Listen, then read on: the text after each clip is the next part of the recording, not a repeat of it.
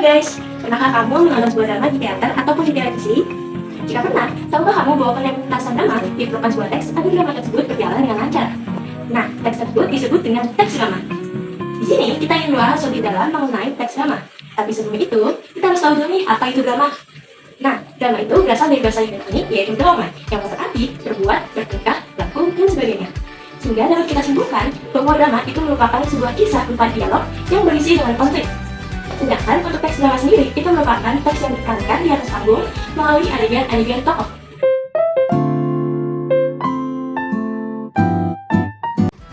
Selanjutnya adalah ciri-ciri teks drama. Terus apa aja sih ciri-ciri teks drama itu? Saat ingin membuat teks drama, tentu kamu perlu memahami karakteristik atau ciri-cirinya.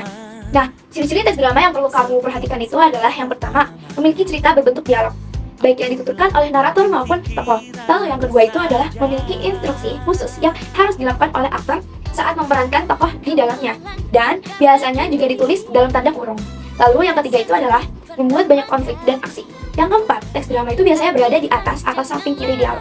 Lalu yang kelima, teks drama itu harus diperankan atau dipentaskan oleh manusia melalui lisan, ekspresi wajah, dan gerakan tubuh. Lalu yang keenam, biasanya didukung oleh pencahayaan dan juga musik. Yang ketujuh, biasanya dipentaskan dengan durasi kurang dari 3 jam. Yang kedelapan, itu biasanya memerlukan latihan khusus sebelum dipentaskan. Jadi itu adalah 8 ciri-ciri dari teks drama. Selanjutnya kita lanjut ke unsur-unsur dalam drama. Unsur drama itu ada 2, yang pertama unsur intrinsik dan yang kedua ada unsur ekstrinsik. Kita masuk ke unsur intrinsik. Unsur intrinsik ini adalah unsur-unsur yang ada dalam drama. Yang pertama ada tema.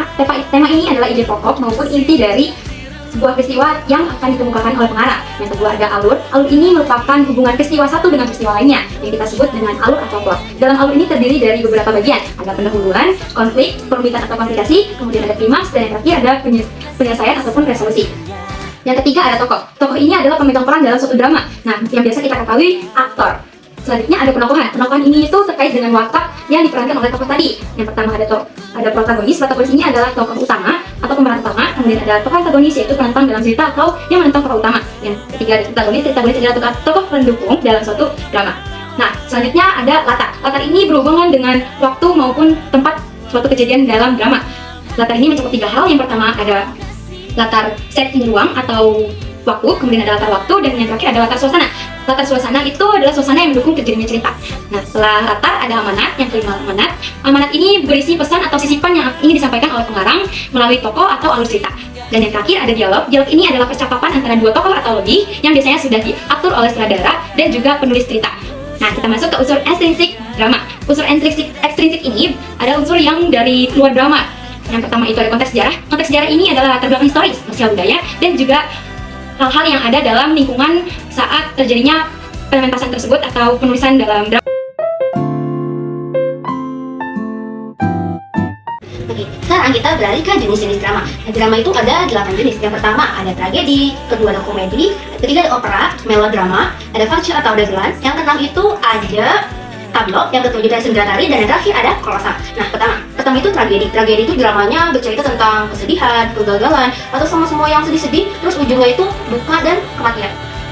Yang kedua ini komedi, itu kebalikannya dari tragedi. Nah, komedi itu drama yang isinya tuh nuansanya tuh sukacita, lucu, humoris, komedi, dan pokoknya tuh penonton tuh pas nonton drama komedi itu ketawa gitu pas lihat drama komedi. Terus yang ketiga itu opera. Opera itu adalah drama yang ada dalangnya. Jadi dalangnya itu kayak menceritakan outline ceritanya gitu di sela-sela dramanya. Kemudian dialognya itu diiringi dengan nyanyian ataupun alat musik. Terus yang keempat itu adalah melodrama. Melodrama itu karya yang dramatis. Jadi peristiwanya, tokohnya, alurnya itu semuanya disensasionalkan demi mendapatkan emosional yang kuat oleh para penonton. Gitu. Terus jadi dialognya itu juga diiringi dengan alat musik atau nyanyian-nyanyian yang dimainkan oleh para pemainnya. Kemudian yang kelima itu adalah farce atau dagelan. Nah, farce atau dagelan ini tuh drama komedi, tapi komedi itu lebih-lebihkan. Sampai komedi itu melibatkan fisik dan biasanya dikenal dengan komedi picisan. Terus kita beralih yang keenam. Yang keenam itu ada tablo. Tablo itu drama yang tanpa dialog. Jadi itu nggak ada dialognya. Jadi hanya berupa rentetan adegan-adegan, kegiatan-kegiatan oleh para pemerannya, tapi tidak mengurangi keestetikannya. Jadi ceritanya masih tetap lanjut. Jadi si adegan-adegan itu penuh makna dan arti. Jadi dialog itu nggak dibutuhkan, nggak diperlukan, dan bahkan sengaja dihilangkan untuk drama tablo ini. Terus yang ketujuh adalah sendratari. Nah, sendratari itu drama yang berkolaborasi dengan seni tari dan seni musik. Nah, jadi isinya tuh kayak tarian-tarian, tapi tariannya itu ada membawakan ceritanya dari awal sampai akhir itu pasti selalu ada tarian dan musik. Karena tari kan gak enak kan kalau memakai musik, jadi selalu ada 2 unsur itu, tapi masih ada tetap ceritanya gitu. Dialog itu bukan dialog yang ngomong langsung, tapi ada makna ceritanya. Dan di Indonesia ada Sundratari yang legend, itu adalah Sundratari Ramayana yang menyelamatkan Dewi Sinta. Terus yang ke-8, terakhir itu ada drama kolosal. Nah, kolosal itu dramanya sejarah, jadi kayak tentang perjuangan, peperangan, kayak kemerdekaan gitu-gitu, dengan latarnya masa lampau, masa kuno, dan pokoknya masa kolosal. Oke, sudah.